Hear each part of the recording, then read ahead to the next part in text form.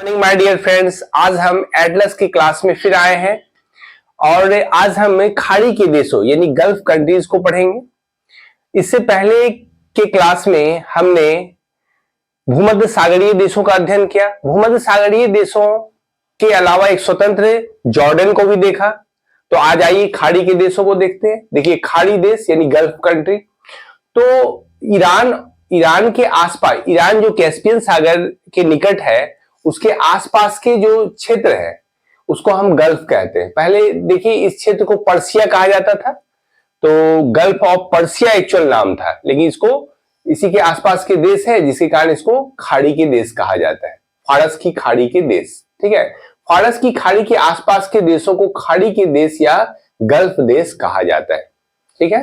अब देखिए इसमें क्या, यहां तो आपने देखा ये अफ्रीका की स्थिति है, अफ्रीका, और अफ्रीका से ये सटा हुआ क्या क्षेत्र है, सऊदी अरेबिया का क्षेत्र है।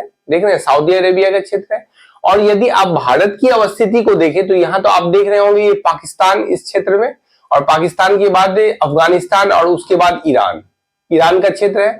आप चाबहार बंदरगाह जो ग्वादर बंदरगाह से सटा हुआ है, ग्वादर बंदरगाह पाकिस्तान का और चाबहार पर बंदरगाह ईरान का, जिसका डेवलपमेंट जो है का काम भारत की कंपनी के द्वारा किया गया, भारत के द्वारा चाबहार बंदरगाह को विकसित किया गया है। तो बंदरगाह से भी प्रश्न आते हैं, तो उससे भी संबंधित प्रश्नों को हम हल करेंगे।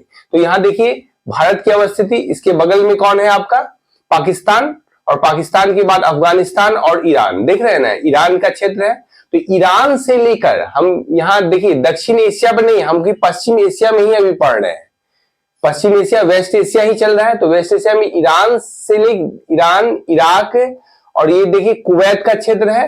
फिर यहां पर यदि आप आगे बढ़िएगा तो बहरीन का क्षेत्र है, फिर कतर का क्षेत्र है, फिर यूएई यानी संयुक्त अरब अमीरात, यूनाइटेड अरब अमारात बोला जाता है इसको। फिर आगे देखिए ओमान है, और फिर यमन है, और ये सऊदी अरेबिया का क्षेत्र है। यदि आप इसको एंटी क्लॉकवाइज देखें, एंटी क्लॉकवाइज डायरेक्शन में जाए, क्लॉकवाइज ये हुआ, एंटी क्लॉकवाइज इस तरह डायरेक्शन में देखिए, यहाँ लगा दिया गया है इसी ढंग से। तो एंटी क्लॉकवाइज डायरेक्शन में देखते हैं तो आपको 9 देश प्राप्त होता है। तो Iran, Iraq, Kuwait, Bahrain, Qatar, UAE, Oman, Yemen, Saudi Arabia. इसकी राजधानी लिख दी गई है, ये ब्लू कलर से इसकी राजधानी लिखी गई है। तो ध्यान रखिए, ईरान की राजधानी तेहरान, इराक की राजधानी बगदाद, कुवैत का कुवैत सिटी, सऊदी अरब का रियाद, और बहरीन का मनामा, कतर का दोहा, यूएई का अबू धाबी, ओमान का मस्कट, और यमन का साना है। तो इसको आप मैप में भी देखने का प्रयास कीजिए, या फिर एटलस जो है, एटलस को खोल के देखिए। देखिए एटलस के इस क्षेत्र में यदि आप देखिएगा, देख रहे हैं ईरान है, इराक है, कुवैत है, ईरान, गौर से देखिए यहां ईरान है, इराक है, कुवैत, अब देख रहे हैं कुवैत की अवस्थिति। फिर ये देखिए इस क्षेत्र में सऊदी अरेबिया है, यमन है, यहाँ ओमान है, यहाँ पर आपको कतर मिलेगा। फिर यहाँ पर कतर, यहाँ देख रहे हैं ना कतर का क्षेत्र, कतर की राजधानी दोहा, और फिर ये यूएई का पार्ट मिलेगा। तो इस क्षेत्र को आप देखने का प्रयास करें, देखेंगे तभी वो एक विजुअलाइज किया जा सकता है, और उसके बाद हमेशा के लिए आपको याद हो जाएगा इस क्षेत्र को। चलिए अब हम अगले स्लाइड को देखते हैं। हम ईरान की स्थिति को देखें। ईरान पश्चिम एशिया का सर्वाधिक जनसंख्या वाला देश है। गल्फ कंट्री में ईरान प्रमुख स्थान रखता है क्योंकि ये तेल उत्पादक के देशों में है। भारत में भी तेल का देखिएगा, ईरान जो है तेल निर्यात करता है, और भारत खरीदने वालों में प्रमुख देशों में ईरान को भी माना जाता है। आइए यहां देखें, तो ईरान गल्फ कंट्री में अपना महत्वपूर्ण स्थान है इसका। तो ईरान का उत्तरी एवं दक्षिणी भाग पर्वतों से घिरा हुआ है। यहाँ ईरान जो है पश्चिम एशिया का सर्वाधिक जनसंख्या वाला देश है। तो इसमें जनसंख्या अगर देखी जाए तो तुर्की की भी जनसंख्या ज्यादा है, लेकिन इसकी अवस्थिति पूर्णतः राजनीतिक और प्राकृतिक रूप से ईरान की अवस्थिति पश्चिम एशिया में है, जबकि वो राजनीतिक रूप से अपने को यूरोप में मानता है तुर्की। आइए दूसरी इसकी अवस्थिति को देखें।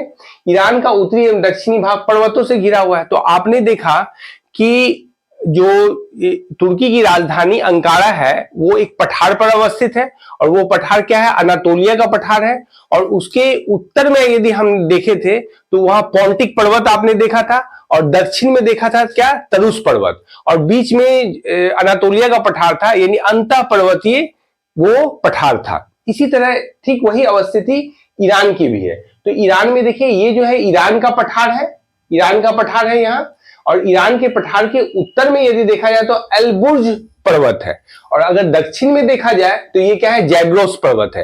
देखिए तुलनात्मक यदि आप अध्ययन कीजिएगा तो ये आसान रहेगा याद करना। और भी हम अंतः पर्वतीय पठार का एग्जाम्पल देखेंगे तो उससे उसकी भी तुलना कर ली जाएगी तो वो याद रहेगा। तो यहां देखिए क्या है, ईरान का पठार, और उसके ऊपर क्या है, ऊपर मतलब उत्तर की ओर क्या है, एलबुर्ज पर्वत, और दक्षिण की ओर अगर देखा जाए तो जैग्रोस पर्वत है। तो ईरान का पठार भी अगर एग्जाम्पल क्या है, अंतः पर्वतीय पठार का। चलिए आगे देखिए, इसमें ईरान के पठार के पास ही सुल्तान ए कोह है। सुल्तान ए कोह जो है एक मृत ज्वालामुखी है, मतलब एक्सटिंक्ट वॉल्केनो है। अब यहां पे देखिए क्या, एलबुर्ज है, तो ईरान में सबसे ऊंची चोटी एलबुर्ज जो पर्वत है उसकी सबसे ऊंची चोटी है देमाबंद या देवबंद, ध्यान रखिए इसको। देखिए यहाँ इसी को लिख दिया गया है, ईरान का पठार इस प्रदेश में एक मृत ज्वालामुखी है जिसे सुल्तान ए कोह के नाम से जाना जाता है, यानी ईरान के पठार पर ही अवस्थित है सुल्तान ए कोह, ये ध्यान रखिएगा। अब देखिए आगे हम देखें क्या, ईरान जो है कैस्पियन सागर से जुड़ा हुआ है ईरान, और ईरान एक तरफ से कैस्पियन सागर और दूसरी तरफ से फारस की खाड़ी यानी पर्शियन गल्फ है। तो ईरान के, और ये क्या है, बीच का भाग देखिए ईरान का पठार है ये, तो यहां पे भी लिख दिया उत्तर में एलबुर्ज और दक्षिण में यहाँ है जैग्रोस।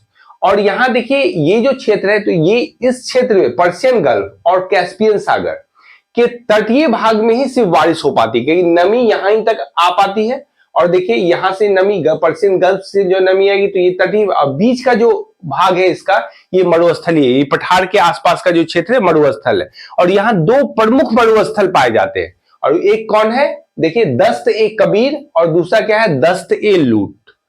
दस्त ए लूत और दस्त ए कबीर, तो इसको ध्यान रखिएगा। ये आ सकता है कि दस्त ए कबीर कहाँ है, तो ईरान में है। दस्त ए लूत कहाँ है, तो ईरान में। ये ऐसे बहुत से मरुस्थल है, लेकिन इसी को हम विशेष रूप से पढ़ रहे हैं।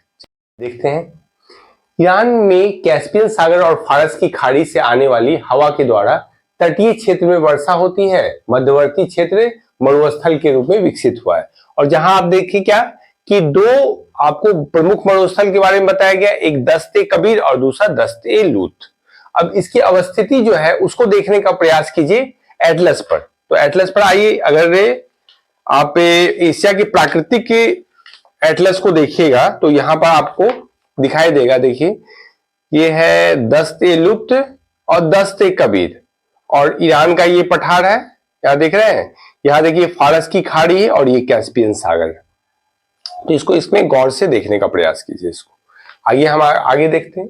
अब ईरान में जो है, ईरान एक प्रमुख तेल उत्पादक देश है, और हम जानते हैं तेल उत्पादक के कारण इसके महत्व को। ठीक है, तो आइए देखते हैं बंदरगाह क्षेत्र को। तो बंदरगाह क्षेत्र में क्या है कि यहाँ बंदर ए जास्क, चाबहार बंदरगाह और आबादान, ये तीन बंदरगाह जो है ईरान के प्रमुख बंदरगाह है, जिसको आपको ध्यान में रखना पड़ेगा।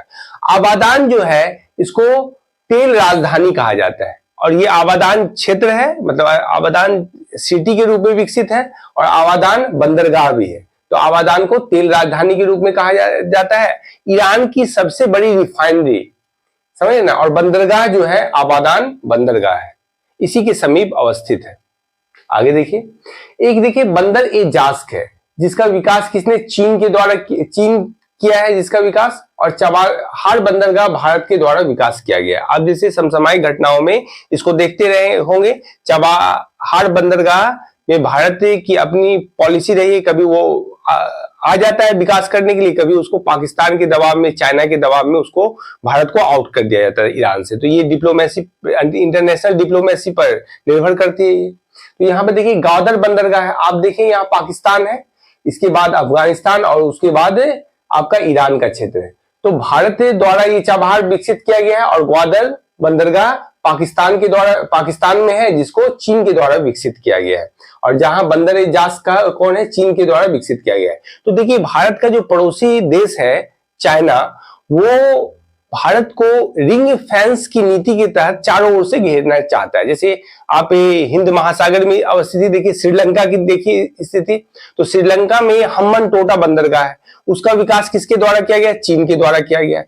तो अभी जैसे राजनीतिक परिवर्तन हुए हैं श्रीलंका में, तो अब भारत का हस्तक्षेप उसमें बढ़ने लगा है। तो वहां आप देखिए हम्बनटोटा चीन के द्वारा विकसित किया गया, और इसी तरह बंदर इजाज भी चीन के द्वारा और ग्वादर भी चीन के द्वारा। यानी भारत को घेरने की, ये भारत की आर्थिक शक्ति और भू राजनीतिक शक्ति को चाइना कम करना चाहता है। अभी आप देख रहे हैं पड़ोसी देश है, पड़ोसी देश पाकिस्तान, जो कि हम लोग के दुश्मन देश के रूप में रहता है, उसमें भी पाकिस्तान वो ग्वादर बंदरगाह चाइना के द्वारा विकास किया जा रहा है वहां भी। ठीक है, उसकी अपनी सामरिक नीति है। भारत भी वैसी नीति से चीन को पटखनी देने की कोशिश करता है। तो यहां आपने देखा बंदरगाह क्षेत्र को, ईरान के प्रमुख बंदरगाह से परिचित हुए आप। फिर अगली कक्षा में हम देखेंगे क्या, आपको किरात समूह के बारे में बताया जाएगा। तो किरात एक टर्मिनोलॉजी है, उसको मतलब उसके द्वारा आप पश्चिम एशिया और मध्य एशिया के देशों को आप अलग कर सकते हैं। अगर क्वेश्चन में ये पूछेगा निम्न में से कौन है पश्चिम एशिया के देश हैं और मध्य एशिया के देश हैं, तो एक टर्म के द्वारा हम उसको भी हल कर लेंगे। फिर आगे आप सऊदी अरब को देखा जाएगा, फिर उसके छोटे छोटे देशों को भी पढ़ा जाएगा, और उसके प्रमुख जो उत्पादक है, जैसे कॉफी के उत्पादक में कौन सा देश से अग्रणी है, तो कॉफी क्या इस क्षेत्र में मिलता है कि नहीं, किस प्रकार का कॉफी यहां मिलता है, तो तमाम चीजों की जानकारी, थोड़ी बहुत जानकारी आपको दी जाएगी। आज के लिए इतना ही, फिर हम कल मिलते हैं। धन्यवाद।